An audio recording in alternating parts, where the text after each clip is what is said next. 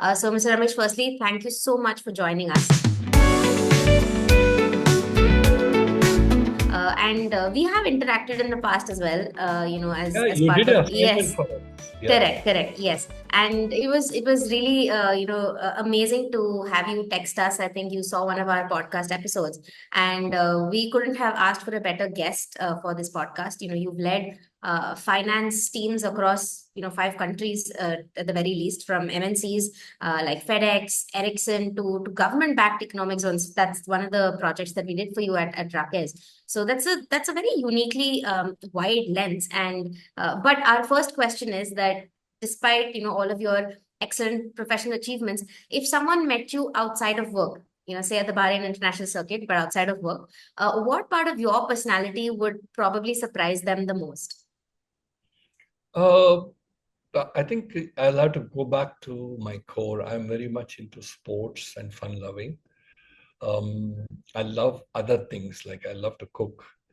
I have a bit of spirituality, interest in understanding who am I, are we all connected? So those are the things that come out in addition to my work.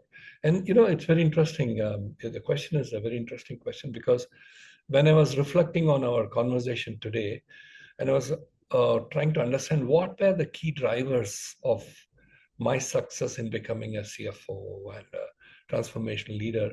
I think three things came to my mind. My early days, my indulgence in sports. I was very active sportsman, and luckily for me, I was more involved in team sports. So cricket was my passion. I played a college, university, age-based levels, etc. Um, and I think cricket taught me a lot. I mean, I would say it is a mini MBA course because it teaches you that the word that we call it situational leadership. You have to be situational when you're playing a team game. You can't. There is no one rule. You have to keep adapting. Servant leadership. If you're a captain of a cricket team, you have to serve your team because all the 11 members pull the team together. So it teaches you how to lead a team of people, motivate them, inspire them. Um, and of course, it teaches you how to be strategic. How do I win this game when some of your key players are not available? So you start thinking strategically and find out what are the choices that I'm going to make now. And then you have to be tactical. So I would say cricket was one of the biggest contributor in my understanding corporate world when I came into a career role. And that helped me really navigate because cricket taught me the most important lesson, whether it is sports or corporate, it's a team game. There are not one heroes. There are not, the I goes away. It's all about the collective effort, right? So I think that learning teacher helped me kind of grow because I immediately I was able to give the positive vibes to the team. They understood that here is a leader who's keen to inspire us and take us with him. So I think cricket is one major tick in my life, and I continue to watch and follow my son plays, and uh, all my friends are involved.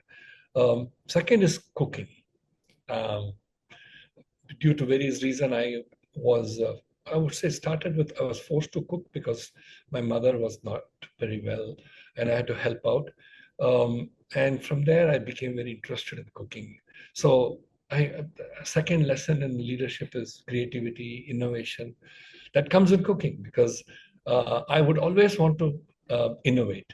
Yeah, but why not this combination? Why not this vegetable or this spice? So creativity, innovation got started with my passion for cooking. And the third one is spirituality. That was something I was always interested in. So my definition of spirituality is about what is my real purpose in this life? Who am I? You know, and it teaches you that you're connected to everything around you. The universe is continuously engaging with you, and you should know who you are. Once you know that, uh, things go forward. So, in the context of corporate, this whole thing of being connected, having a larger purpose, empathy for people. All this helped because those are the values that go well even in the corporate setting. So yeah, I think these are three things that helped me shape my career, and they played a big role, and they're still playing a big role. Awesome, Mr. Ramesh. I think nobody else could have, pulled out those metaphors from team sports, like cricket or cooking, because I think cooking, like you rightly said, it's a task where you have to be creative, but at the same time, you have to manage heat, you have to manage ingredients, you have to manage multiple things. So I think that was probably not what you intended, but a very good practice pitch for the boardroom and for all of the high stakes decisions that you made later on. But specifically when it comes to, also spirituality, where you spoke about it helping it to center you, right? So something that, that you can possibly draw a commonality from sports, from team sports, where, you led teams, to possibly, cooking, where you draw your inspiration and creativity from, as well as spirituality, where you look at, okay, what gives you the higher purpose. So how are you able to translate this specifically when we talk about not just having led teams, but specifically in your context, having led multicultural teams, globally? So has there been any one specific leadership principle that you strongly believe in, but you possibly found it difficult to lay down the rule, or maybe you've had to adjust depending on the region or the team? I would think the biggest secret that I learned very early in life, again, thanks to sports, team sports, is giving is the secret. The more you give, the more you get. And this is something that initially when I joined the multinational organizations that I worked for, I was always by nature a giver. So the more I contributed without really looking for reward or recognition, I got back multiple fold. And the same thing, when I started building teams, I wanted to make sure I took care of them. I gave them good promotions and I fought for their financial advantages. So the more I did, the more I got. So this is something that was amazing, that the more you give, the more you serve people, the universe gives it back to you. So I think this is something, it's not there in any textbook or any, but it's something that you know by experience. And I sometimes tell my wife, I haven't done much of charity. I haven't done much in terms of helping others in the last 12 months. I feel very suffocated.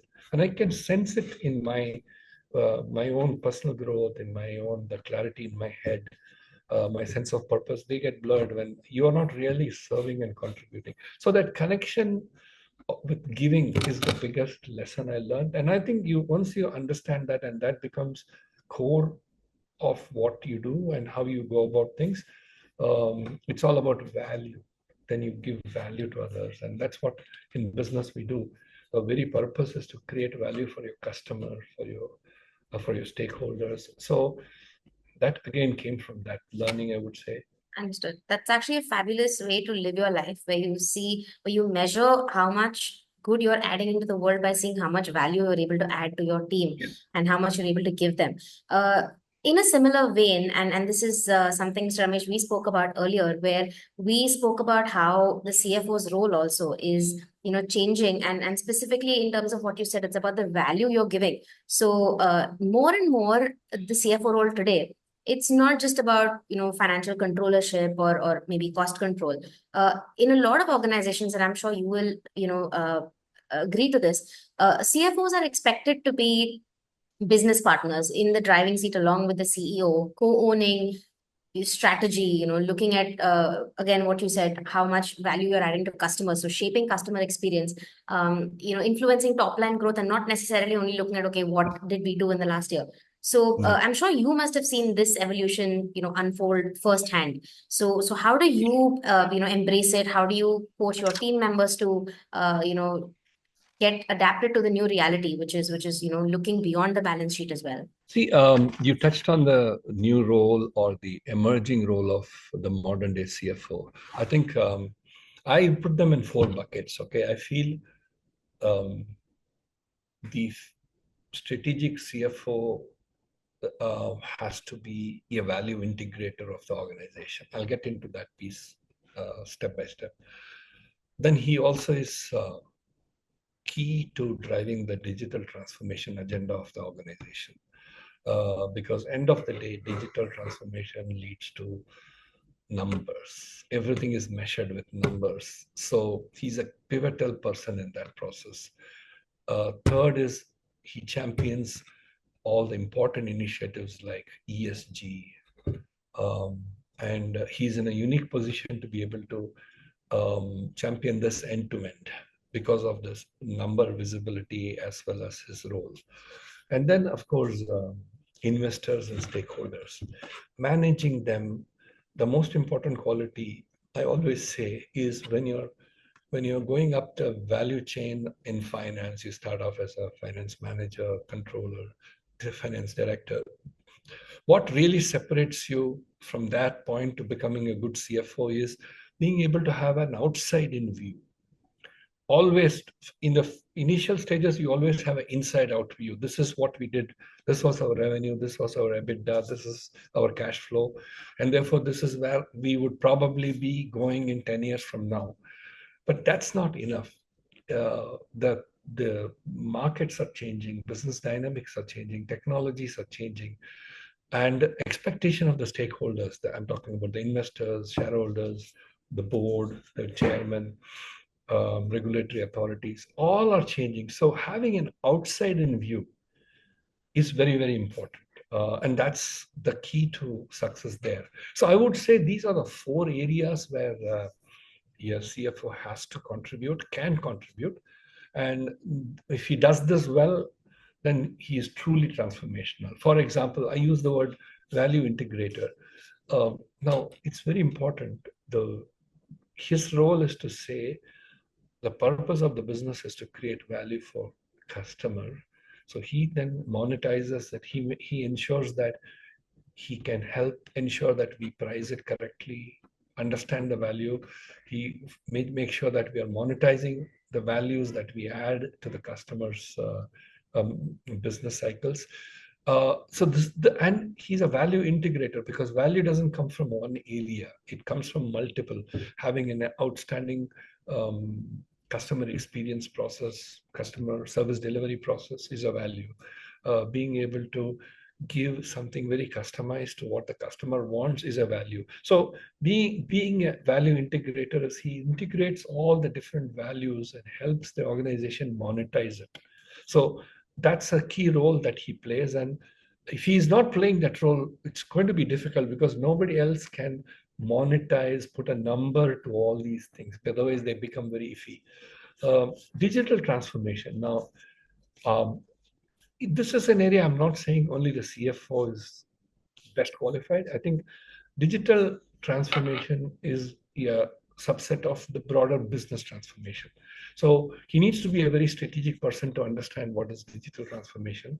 And there are, and he is in a very unique position to relate numbers to the digitization process. So things like he's in a very unique position to understand whether are you ready? Is your digital foundation ready for adopting AI? Is your information connected? Is it integrated? Is your architecture converged or they're all over the place? Do you have digital processes? Your workflows are well coordinated?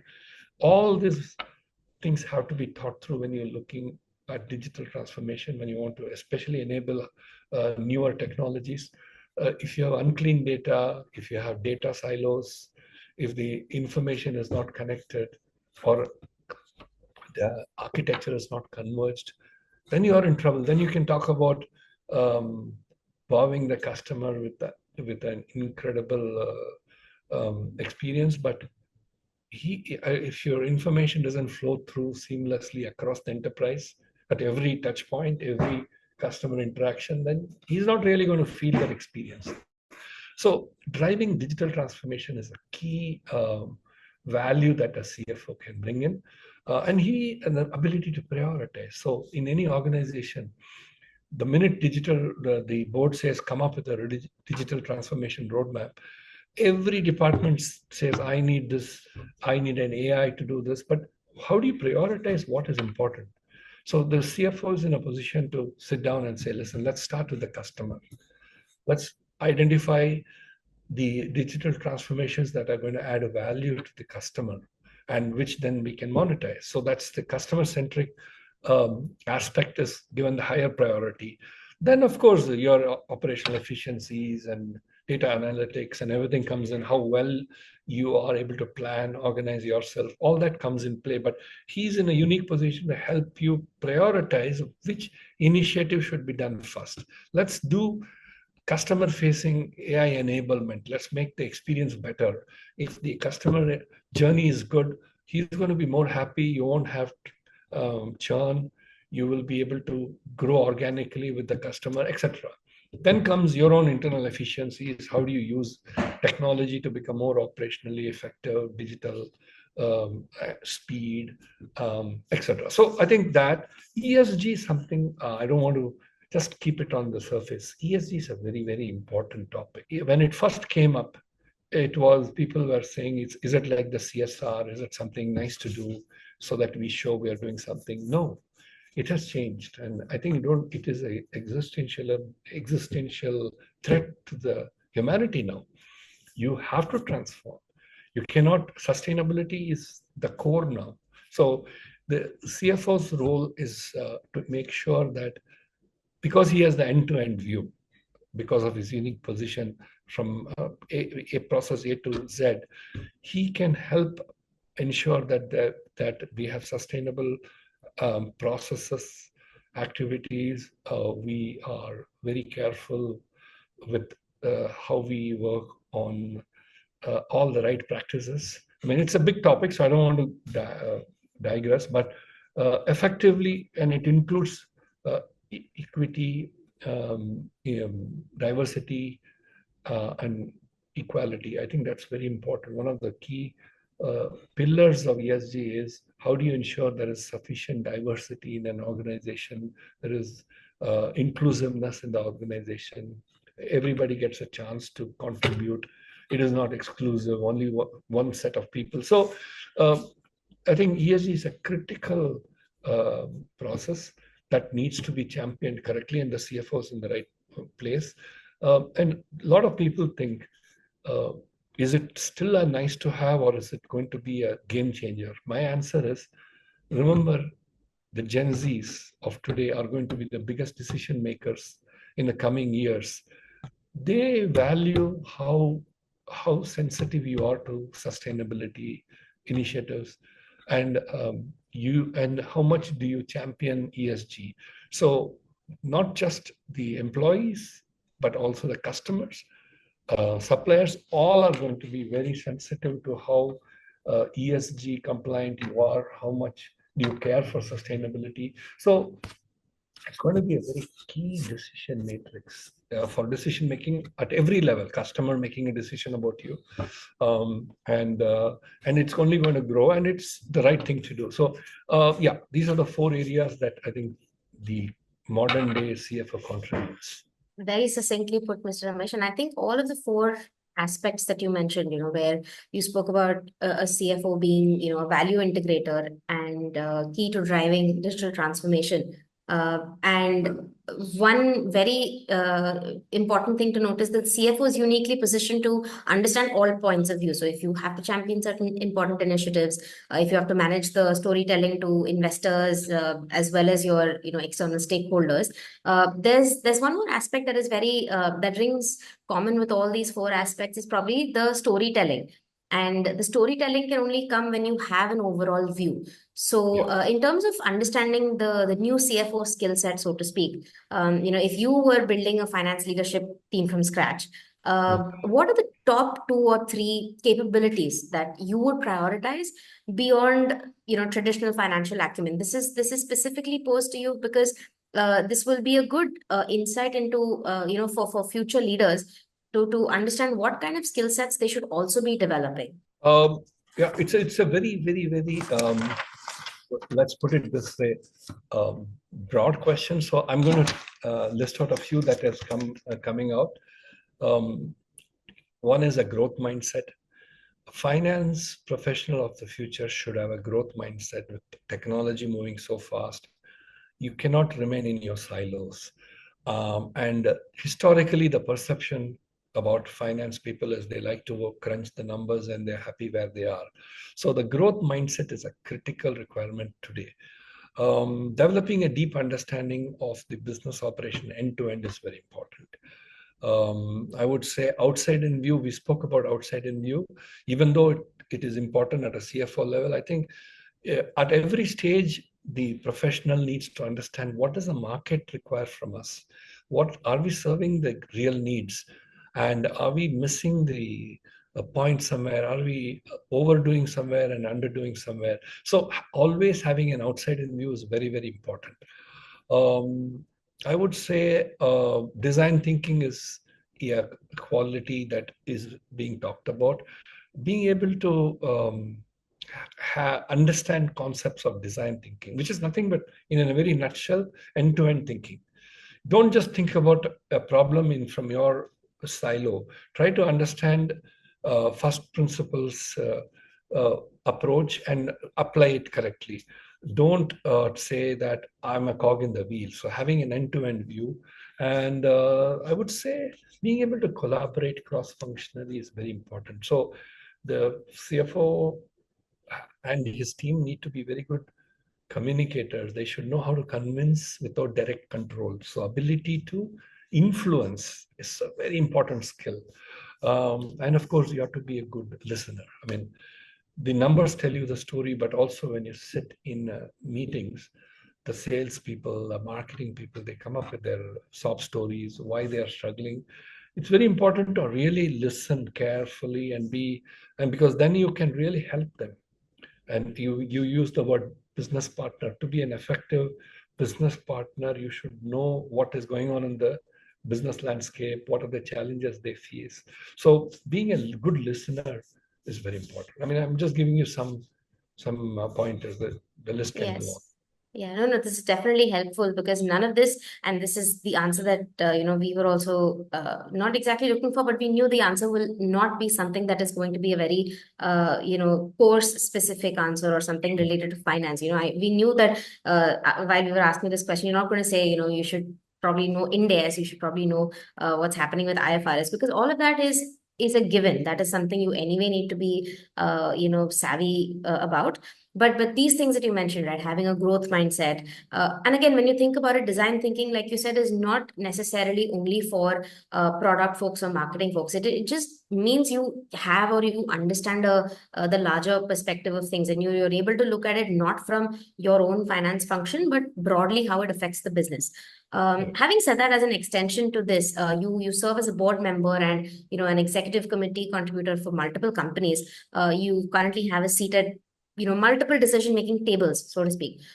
Is there any one thing that, again, this might be a generic question, but is there anything that CFOs underestimate when it comes to what is important to influence at a board level, seeing as you've been on both sides? I think the way a business leader thinks is very different from the way a conventional, I would say, the financial controller thinks. So you need to actually unlearn a lot of old habits. You need to really listen when you sit in a board meeting.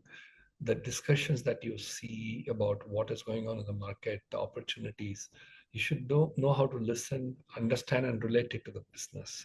And that's where this outside in view, when I use that as my buzzword, because it's very important. Once you start planting that idea that I need to have outside in view, you're going to start absorbing um, what happens. I think accountants by nature are very risk averse, but when you sit in a board, what you see is visionaries, people who have the ability to go walk 10 years ahead and look backwards. You learn a lot from them. You will understand how vision is created.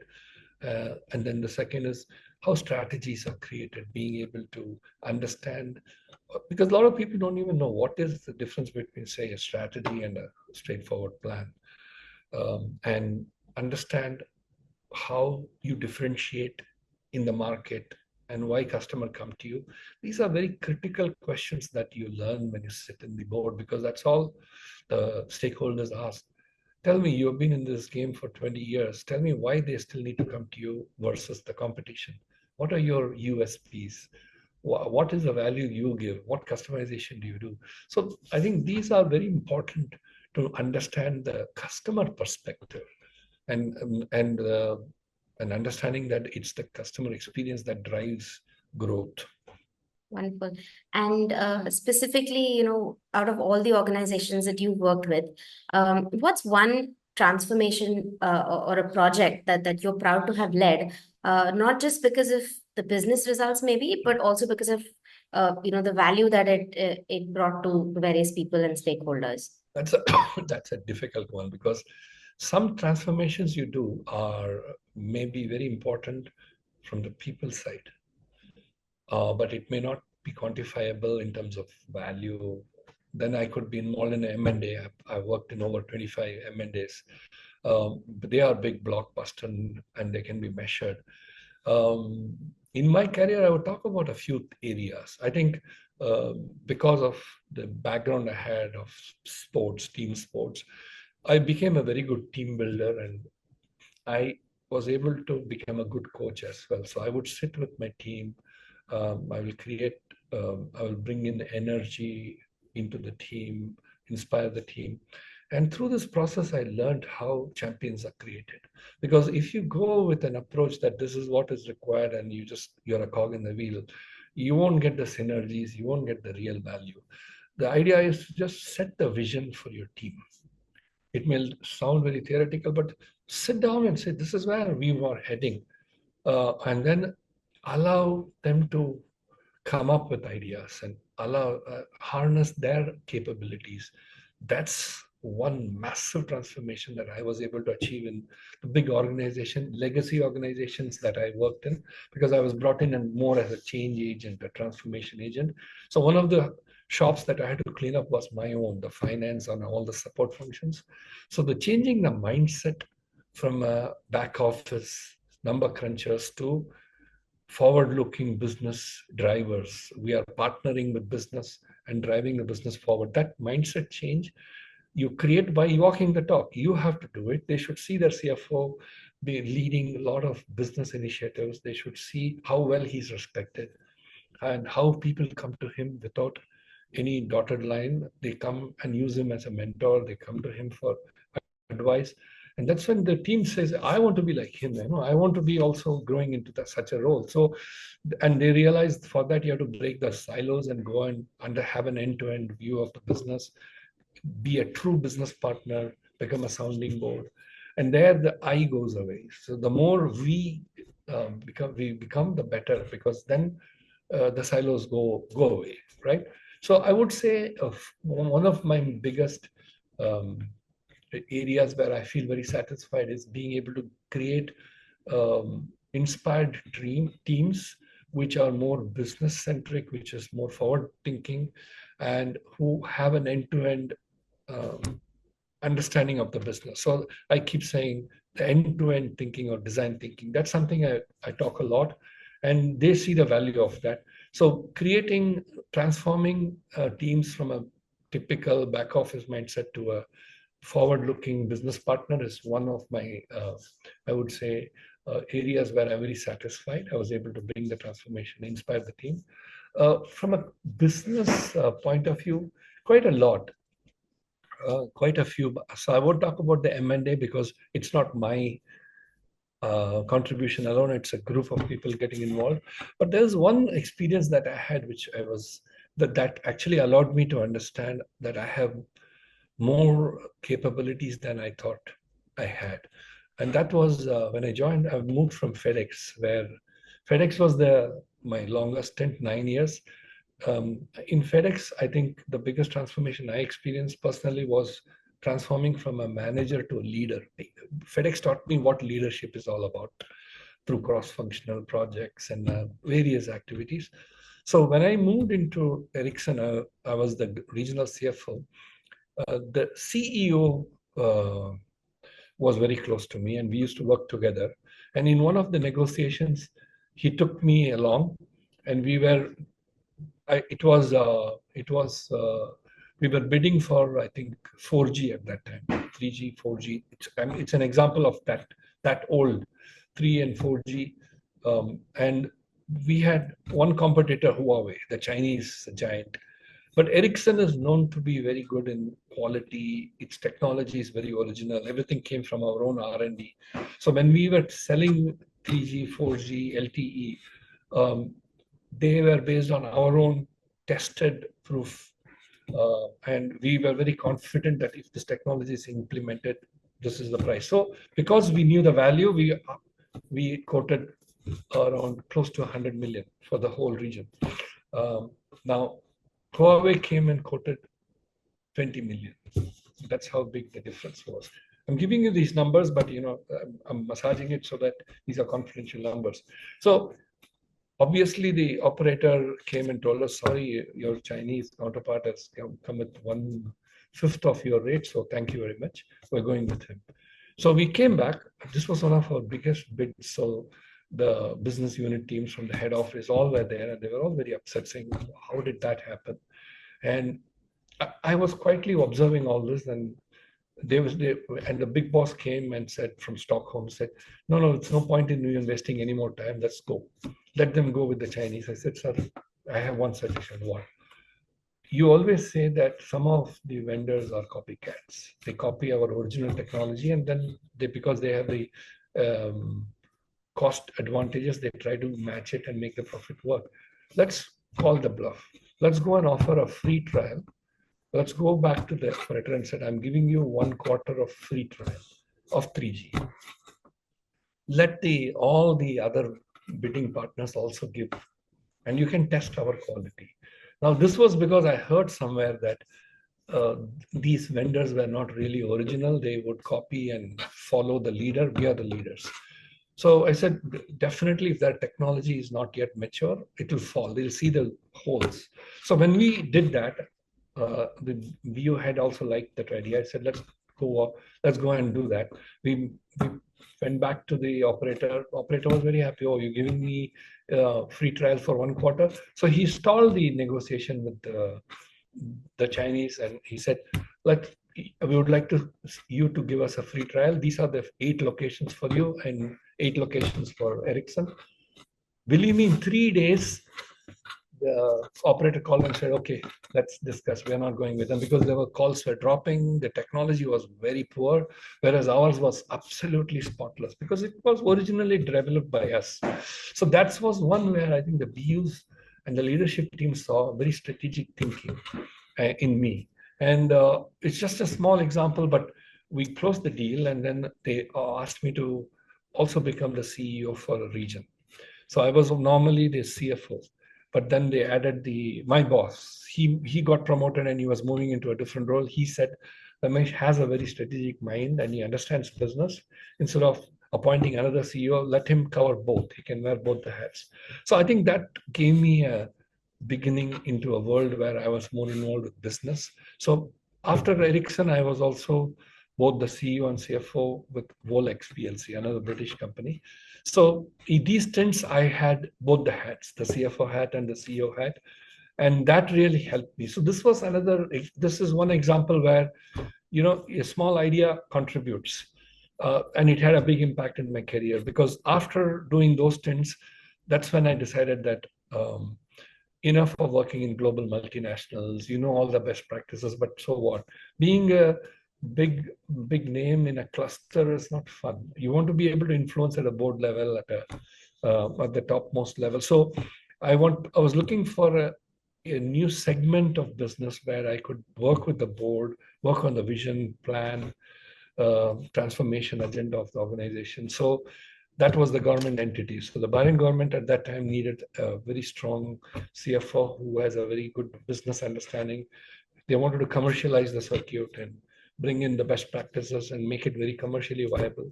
So I think I grabbed it, because I could have gone back and continued in the multinational world, but I felt being able to help another entity which may not be as mature as a global multinational, but it needs my help and my skill sets, and I could actually see the value of my contribution translate into growth and the transformation. So that was the agenda I had when I moved into the government entities. Bahrain stint 6+ years, then I have Russell Khaimah now 5+ years. So the advantage I had was the multinationals taught me how to get in, plan, organize, execute. That training was invaluable because you operate at a different clock when you work with a global multinational. But then you bring that energy and learning, but you then adjust your clock to the organizational clock and gradually increase the speed in the organization and mature them to the level required. So, for example, I'll give you an idea. When I did digital transformation in companies like FedEx or Ericsson, the base is already set. The digital foundation is ready. The data is fairly clean and well connected. So I could put on ERPs, and we could go for CRMs and then AI. All that could be stacked up very quickly. But when you go to a legacy organization, you have to go down to the base. Is the data clean? Is it connected? Is the architecture converged? How do we bring them all into one place? How do you bring in the basics like real-time reporting? And from there, once you achieve the basis set, then you can add on the AI layer and the customer experience layer, because you can't talk about having a customer experience app when the data don't talk. The data needs to cut across the enterprise every time the customer engages with you. So this experience, having worked in mature organization, I was able to take it to government entities and less mature organization and help them transform. I think that's a wonderful story full of anecdotes. And I think it's also something that should inspire other CFOs to want to become CEOs and want to drive change. And specifically what you said, where you were able to apply learnings that you had in larger multinational organizations, and you were able to bring in those best practices at slightly smaller organizations. So I think that's also something which is not just demonstrative of the learning curves that you've had in your career, but also in a way how you've always looked at growth and challenge to be something that's exciting you, because once you've seen the level of operations that you have at an MNC, what next, right? So I think you've had a very very very satisfying you've come full circle where you're like, okay, now I will apply this in slightly smaller organizations where you're actively being a change agent, and that's a word that you mentioned, which I think is also is a lovely summary of your career so far. Mr. Ramesh, if we could Chitra, just yes. this is very important since you were touching on the topic of Uh-huh. transformation. A lot of organization, they want to do a business transformation, and whether it's digital transformation or end-to-end transformation, right? The most important secret I learned, the secret sauce as they call it, is that transformation has to be looked at from a holistic perspective, which is every time you think of transformation, it should be transformation of course, the concept, the vision, the business model, but also transformation of people, culture, values, and then along with the transformation of capabilities, processes. So when you approach any transformation initiative, looking at all three pillars: transformation of people, culture, transformation of the business model, and transformation of capability, they all have to happen simultaneously, and they need to happen together. If they happen, then you will achieve the full business transformation. And you will see that even more when you try to do digital transformation, because you want to do AI, but the right hand doesn't understand the impact to the left hand. People don't understand why AI is coming. Is it going to mean that I will lose my job? They don't understand why they need to upskill. So when you want to do a digital transformation in an organization, you have to first start with the people and educate them that technology is going this way. You need to upskill. You need to understand new technologies. You have to be more system savvy. You have to, and if you do that, this is the growth you will have. Once they see the value, they will change. But if you don't do all that, you don't roll out a proper change management program, you just straight away go back and acquire the technology and you start implementing it into the system, people will push back, and then you won't see 100%. the full benefit. Same with 100%. capability. Another mistake I see is They may have, even the people might understand it. The tool has been purchased, but you haven't worked on your workflows. You have to first make sure that your workflows, your processes are all optimized. Before they are ready, you cannot go and say, I'm going to give a end-to-end digital experience to the customer. But your process 100% has not agreed. been optimized. So that's just Yes. adding to the Yeah. topic. No, Mr. Raman, I couldn't agree with you more because this is exactly what we also face. So, what we do at Contetra, we do a lot of ERP implementations, digital transformations.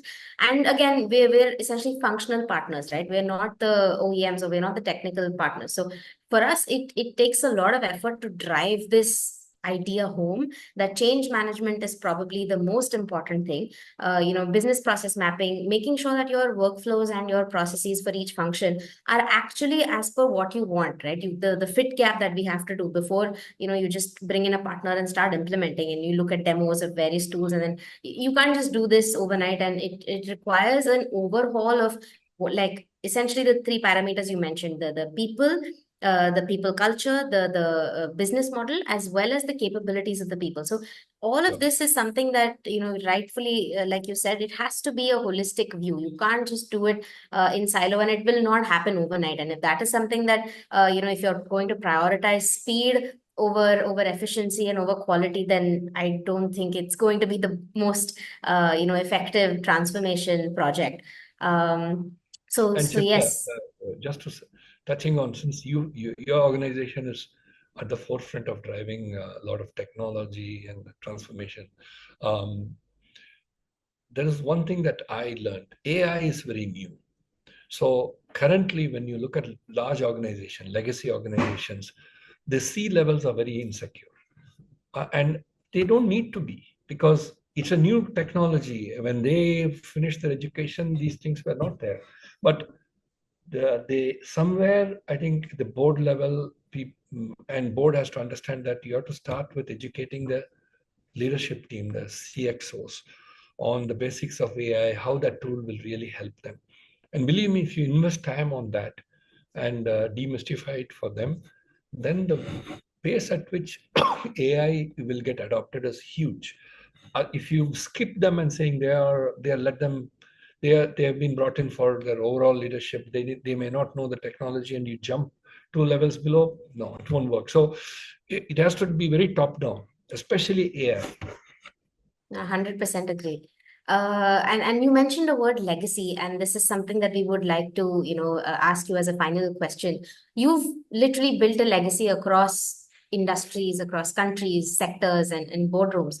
What does that word mean to you? What kind of impact are you most focused on now? I think you might say, giving, because that's what you mentioned earlier. But again, what does legacy mean to you, and what is the type of legacy you would like to leave behind? Now, legacy is when you help create a transformation in an organization which is sustainable, long enduring, and you worked on it from the grassroots level. It has to be end to end. So you can't just operate on, I'm only doing something in finance or sales. It has to be end to end, and it's sustainable. It should be something that will evolve and grow even better. And then you build the team to carry it forward. So that is, I would say, would be my legacy, and that's how I always approach it. Slightly longer term, because when you leave an organization, they should talk about, oh, he transformed A, or he or she, the way we were doing, and today we have become more efficient and we are more connected with the business, and the benefits that he gave us is sustained, and it is multiplying more. Yeah, I think that's my definition.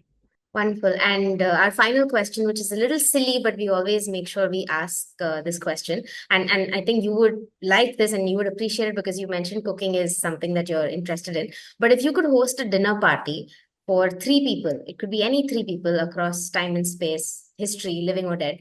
And if you had to host this dinner party and serve them some food that you had to cook up, who would those three people be, and what would you probably serve? Oh, so I think I have to break them into two questions, because three people I would because I told you that I had an influence on the spiritual side, um, on the sports side. I think the people who inspire me, uh, I would say on the spiritual side, Buddha was one, Dalai Lama, um, and some of the great speakers on spirituality. I think there are a lot. Eckhart Tolle. Um, then on the sports side, I think I'm a big fan of Roger Federer, uh, and in cricket, I'm a big fan of Kapil Dev. So these are the people I would invite to the party. Uh, what would I serve them? I'll have, yeah, three major menu. One is Indian, one is Italian.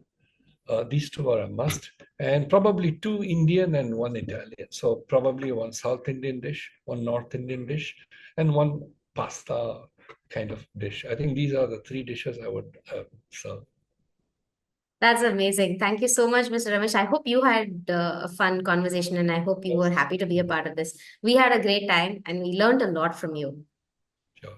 And it was a pleasure sharing and learning from you, Chitra. I wish you all the best, and I hope this podcast helps people learn from experience, not make the same mistakes. Yeah.